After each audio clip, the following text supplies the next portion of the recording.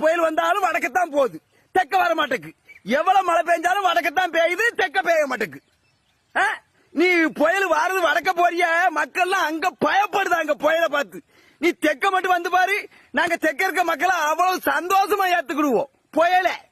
ஆமா, திருநெல்வேலிக்கு தென்காசிக்கு வா, இங்க மக்களை அவ்வளவு ஆனந்தமா ஒன்னு ஏத்துக்கிடுவோம். நீ எவ்வளவு பெரிய புயல வந்தாலும் சரி, இல்ல மழையா வந்தாலும் சரி, நாங்க அப்படி என்ன பாவம் பண்ணிட்டோம்? நீ எங்க பக்கமே வர மாட்டேக்க. வர்ண பகவான் ஏன் தான் தெற்கோல மக்களை இப்படி சோதிக்காருன்னு தெரியல. நாங்க அப்படி என்ன பாவம் பண்ணிட்டோம்? வந்து எங்க மக்கள்கிட்ட பேசி பழகி பால் தெரியும். மழையை நீ தன்னாலே இறக்குவ. தென்காசியில மழை ருத்ரதாண்டம் ஆடிட்டு, பேமலை பெருமழை பெஞ்சிட்டு, வரலாறு காணாத வெள்ளம் குத்தாலத்துல தண்ணி அருவியில அப்படியே ஆக்ரோஷமா அலறிக்கிட்டு வருது ஆவேசமா. ஆறு, கால்வா, குளம், கம்மா எல்லாம் தண்ணி. ஒரு நாள் மழையில தென்காசி அப்படி ஒரு அழக கொண்டு கொடுத்துட்டாரு வர்ண பகவான். அந்த வர்ண பகவான் தான் நன்றி சொன்னோம். ஐயா காப்பாற்றி விட்டுட்டே எல்லா மக்களையும் வர்ண பகவான். லேட்டா வந்தாலும் லேட்டஸா வந்தாரு வர்ண பகவான்.